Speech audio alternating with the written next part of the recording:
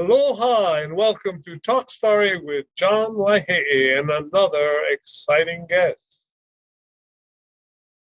We are beginning a series of episodes introducing the people of Hawaii to the new team, the new governor's team, and what we can expect from them in the months and years ahead. So our first guest this afternoon is the Chief of Staff of the Governor's Office. Now, this is a very interesting position because unlike the others, it's not a position that gets a lot of public coverage, like a director or deputy, but it's the most, I can think it's about the most powerful position in the governor's office because the chief of staff is sort of the leader of the cabinet. So we're very fortunate to have with us this afternoon Brooke Wilson, who is the governor's chief of staff.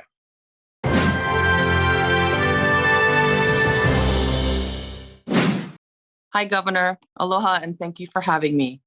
Yeah, it's been fun. So, Brooke, I know that my chief of staff, for example, was about, I don't know, he was like in his late 60s or something when he came on board because he was this experienced person. And here you are, a young person. And it's so exciting to see people like yourselves stepping up and being in government. So introduce yourself to the people. Okay, Brooke, tell us a little bit about your background, what you've done, and a little bit about your position. Okay, I am raised on the windward side of Oahu. I graduated from the UH Lab School. I'm a proud graduate of UH Manoa. So I am a locally produced person here. And I had the honor of serving for 4 years as Lieutenant Governor Josh Green's chief of staff. So I hooked up with Josh Green about 4 years ago.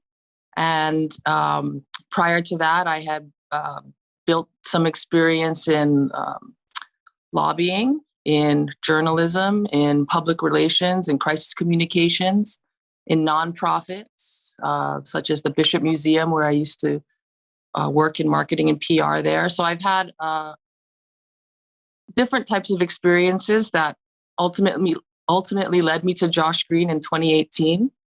And And he liked you, so he brought you in as his chief of staff. Is that it? We went through COVID together. Oh, terrific. Why don't you tell the people about the fact that, and I'll tell them, this is his background, which I'm very proud of. Actually, Brooke's mom worked for me. She was my press secretary and later on my communications director when I was governor. And so Brooke used to come to work from time to time with her mom, and so she sort of, she's going to be the first chief of staff that in a way grew up in the governor's office, So I think that's a pretty good recommendation. Yeah. So like my mother was a communications professional and she did work for Governor Waihe'e. And as a young child, I spent my after school days in her office, some days after school. So I was immersed into this world, which I think now gives me this feeling of I'm comfortable in this space. I'm comfortable around leaders like you, Governor. So it's unique. I even occupy my mother's old office, actually. That's my office here is her old office. So it's like I'm blessed. I'm blessed and honored to walk in your footsteps. Well, I tell you what, why don't you tell our audience and people listening, what exactly is the chief of staff responsible for? I mean, this is a position that a lot of people don't even, when you hear the title, so, oh, yeah, there's got to be one. But, people don't normally think about it because it's not, one of the more highly publicized positions. So tell us a little bit about what your job entails. Yeah, so you're right. It is a behind the scenes position, which is where I feel comfortable. And you were right. I essentially help the governor manage and lead the cabinet. And I'll just take a step back. So since we were elected on November 8th, we have been working extremely hard to build the governor's office team, which is about 48 positions. In addition to that, we've had to identify, interview, and nominate 47 cabinet members. So in roughly 2 months, we've had to put together a team of nearly 100 people. And that's a lot of the time I've spent is organizing the process to bring on new hires, making sure we vetted them properly. And then once we brought them on board, it's my responsibility to get these directors acclimated to their positions, to make sure that they're supported and they know that they can hire people. If they have questions, they come to me and my team, and we try to make sure that they're up and running so that they can perform their duties. And yeah, and it's so, everything from managing the schedule to managing personalities. And my ultimate client and person that I look after, though, is the governor. I make sure he's supported, etc. So you're sort of the deputy governor, you really are. The person who is probably the closest to the governor, well, next to his wife, and obviously, one very important person is the person who sits on the desk right before his office. What he used to call them secretaries. Executive scheduler, we call it now. Yeah. Yes. So if you want to see the governor, you got to be able to go through the scheduler, or even probably Brooke. You need to talk to the scheduler. I'm going to have, if I can, I'll have her on one of these days too, or him. And so, okay, what happens next with the cabinet? I'm assuming they're all up for confirmation by the Senate, right? Yeah, so all 17 directors and I would say half of the deputies these days are going down for advice and consent.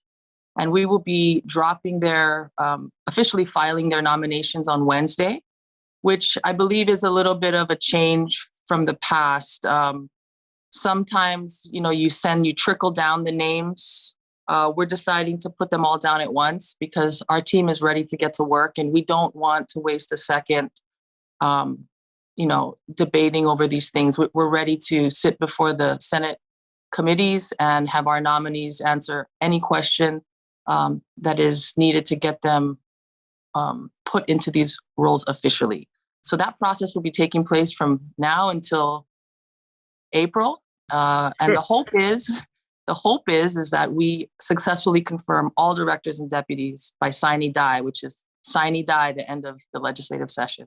And also, in addition to that, I don't think the average person out there knows that your administration also had to submit a budget. You had like 1 month to put together what would be considered this governor's budget. And that must have been a challenge as well, I would assume. Yeah, so I'm learning that the transition year from one administration to the next administration it's a tough year because you're inheriting the budget from the last governor, but you have an obligation and a responsibility to put your own touches on that budget. So we worked very hard to put a series of proposals together that they're quite complex, and the governor discussed many of those today at his State of the State speech. Additionally, we also released a supplemental book with it, which describes in detail the proposals that he discussed in the State of the State. The title of the speech today, Action Rooted in Values. So you can check this out. It's on our website. On the governor's What is your website? What is your website? What is the governor's website? I guess you just look up, state capital governor of Hawaii. Just Google State of Hawaii government, hawaii.gov, and you'll find our website. You can Google Governor Green, and you'll find our website.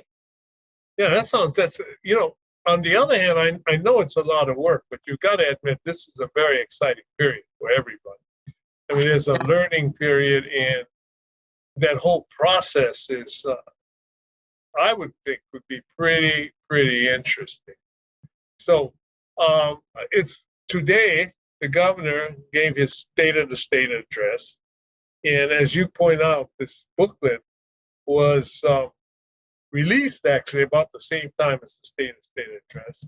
So it would seem to me that much of what your administration hopes to accomplish is in this booklet.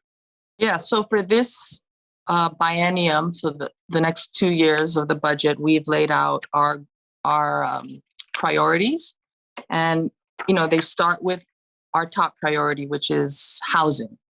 So today, the governor declared that he's going to be putting $1 billion into the DURF, the Dwelling Unit Revolving Fund, the Rental Housing Trust Fund.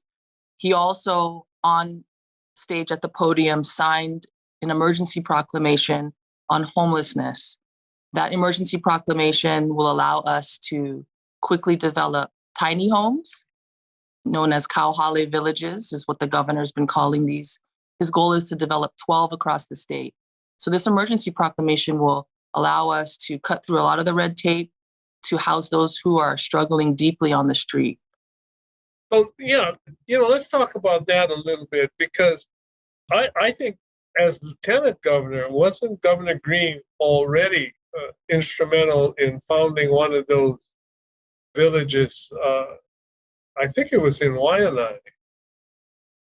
Well, close. We founded 2 villages that the lieutenant governor at the time was leading. So one is in Kalailoa, and it's called Kamaoku. It's run by the U.S. Vets. It's 36 tiny homes, and we partnered with private developers and nonprofits led by Homemade Hawaii. The second kauhale we built is in Waimanalo. It is right behind some of the homestead area there. And that is run by Auntie Blanche McMillan. And the village is literally behind her house. So she has accepted these folks literally in her own backyard. And she's got about 50 tiny homes there, a mix of children and kupuna. She's got farming in there. And it's a lovely community that's being built. So we hope to expand this model to 12 across the state. And actually, we're going to your home island on Thursday to break ground on a kauhale in Kukui'ula, 64 units. So and we're that's Kukui'ula is in Kona, right? Not Kona. Well, if you have the time, take a gander up to Waihe'e. Oh. And your mom and myself and others in the days of yore actually had developed a village, the kauhale of those years. And there is still there a homeless village in Waihe'e. So, we'll be sure to check that out. But what the Governor Green's doing is like, generations, the evolution of generations later. So it's terrible. It's exciting. It's exciting to see his enthusiasm. We are going to take a short break, and we're going to be back in a minute or two. I want to come back and talk about this whole issue because he spent a lot of time on it in the State of the State. And I've got to say that for me personally, that was one of the most moving sections of his presentation. So we'll be right back, everyone, with Brooke Wilson, the governor's secret weapon in his administration.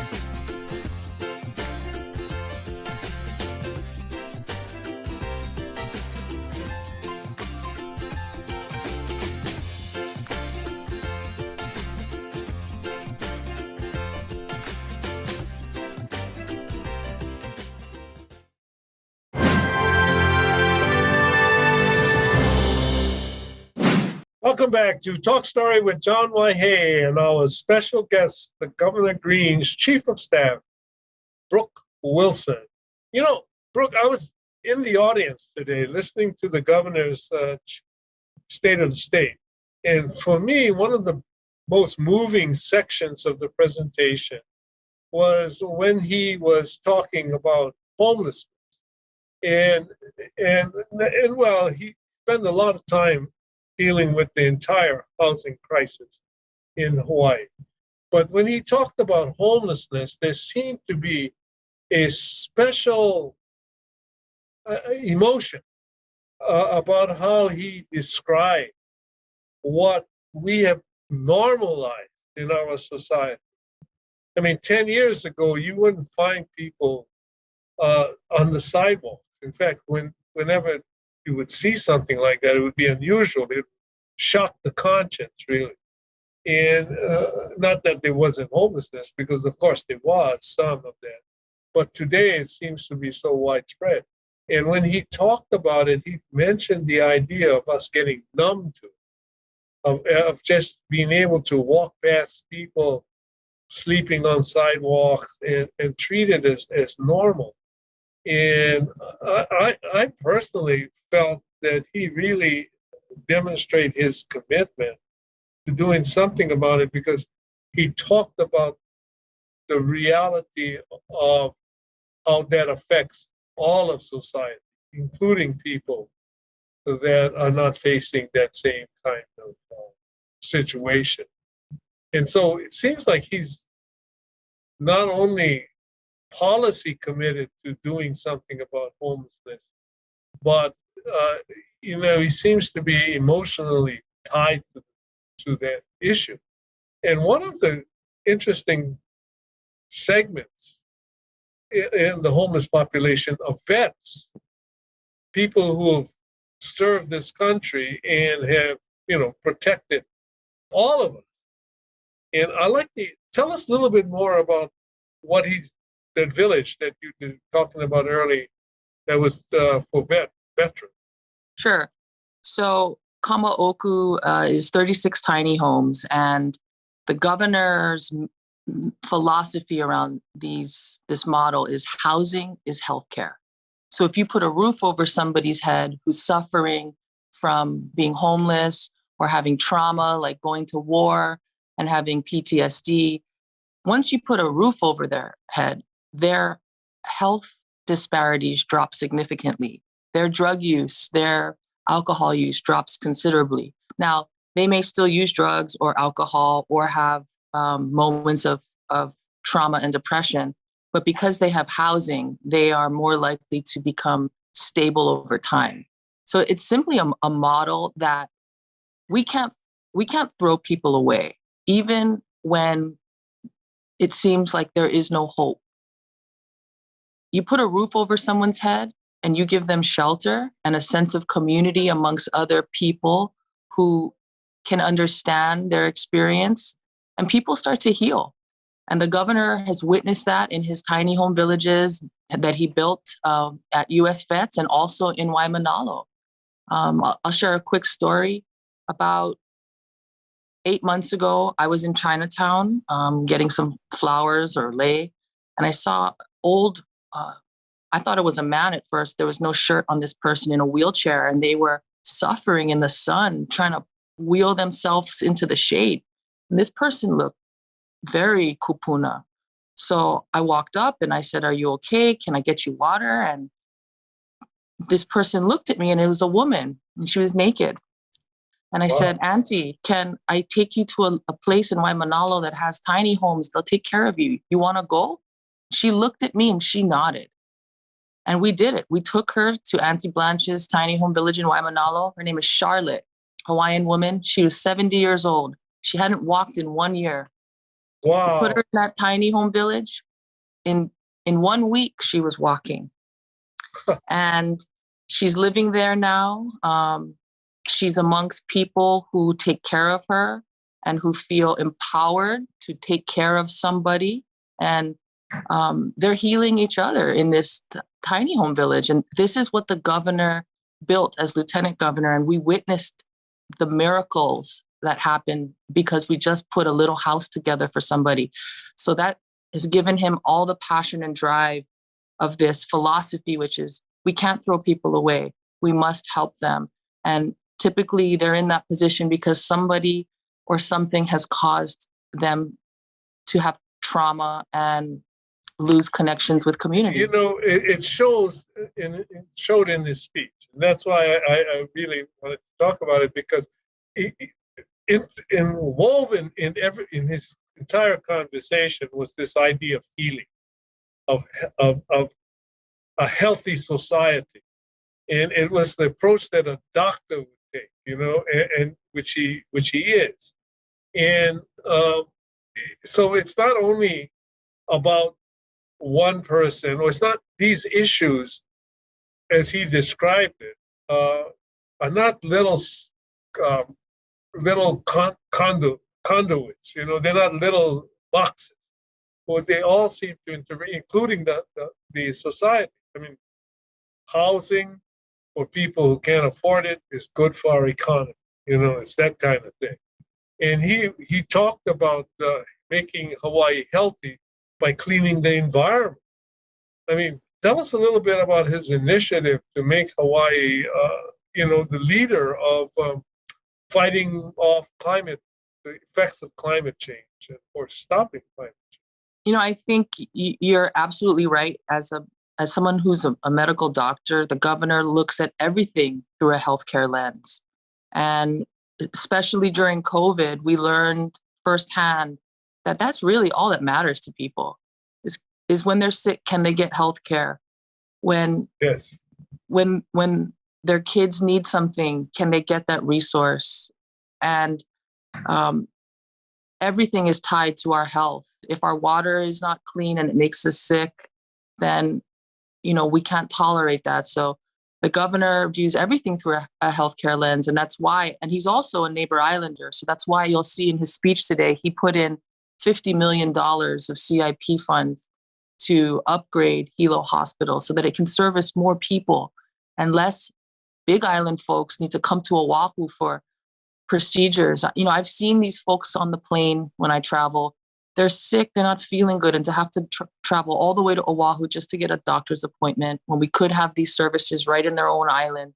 That's where we need to get to be a healthcare state. That's the services we're going to require across the state. And the governor put those items into his budget because it's a priority.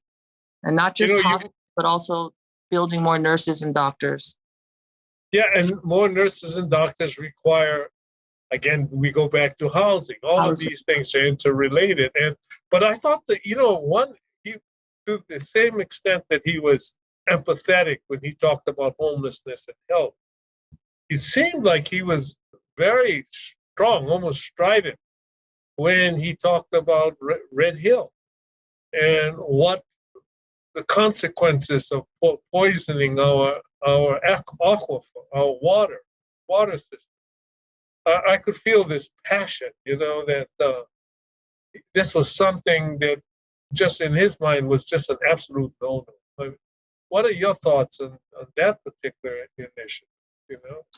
Well, you know, the governor would like to see more of the type of response we had during COVID to address the Red Hill crisis. So just this morning, he spoke with Aquilino on the phone. This is Admiral Aquilino expressing the desire to convene a action committee, if you will, to get to the bottom of all of the issues, which is, you know, defueling is one, coming up with safe alternative water sources if we do not believe that Red Hill and Halava can be salvaged.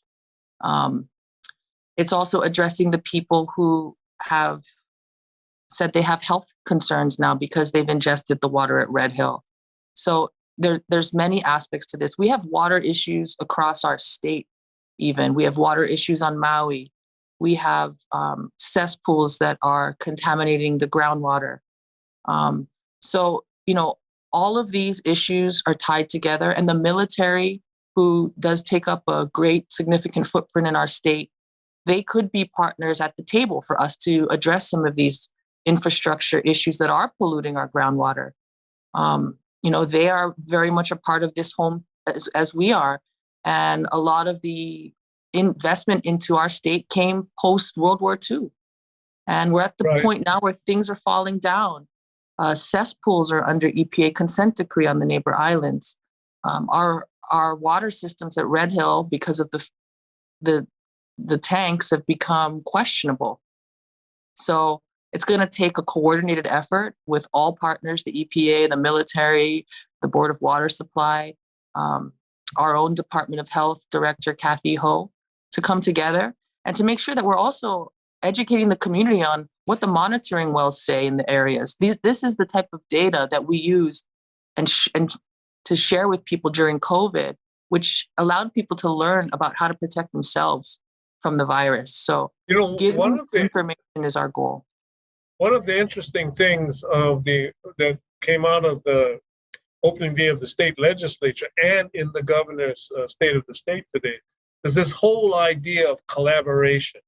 Collaboration, as you went there, with the various sectors of our society, the military, the public sector, and the private sector. And it was almost like a love fest, in a sense, between the legislature and the governor on certain issues, and which would be sometimes a change from what we normally think of as a very adversarial system, especially if you look at what's happening on the national level. Now, tell us a little bit about the governor's commitment to doing that, to this whole idea of partnership with the various segments of our Hawaii.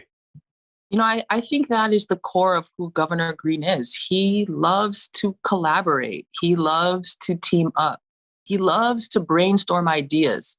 And he's famous for coming out with a great idea and then we all workshop it. And it doesn't originally come out like how he said it, but it comes out real close to it.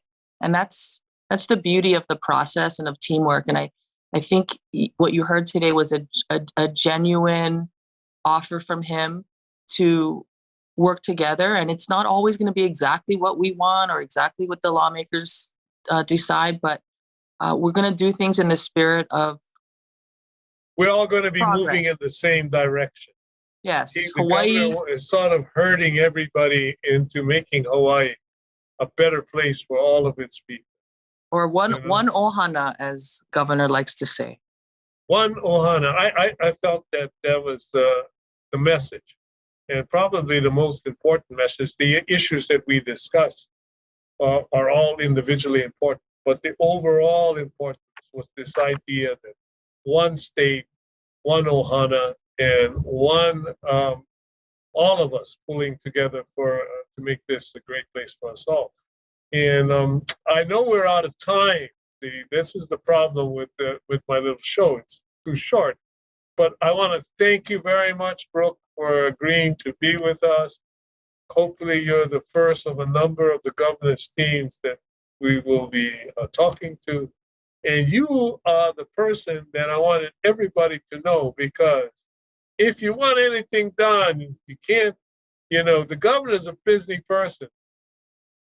This is the person who gets it done. So this is the governor's chief of staff, Brooke Wilson. Thank you so much for being with us this afternoon. And it's good to see you back in your house. So thank you. Aloha. Thank you. Aloha.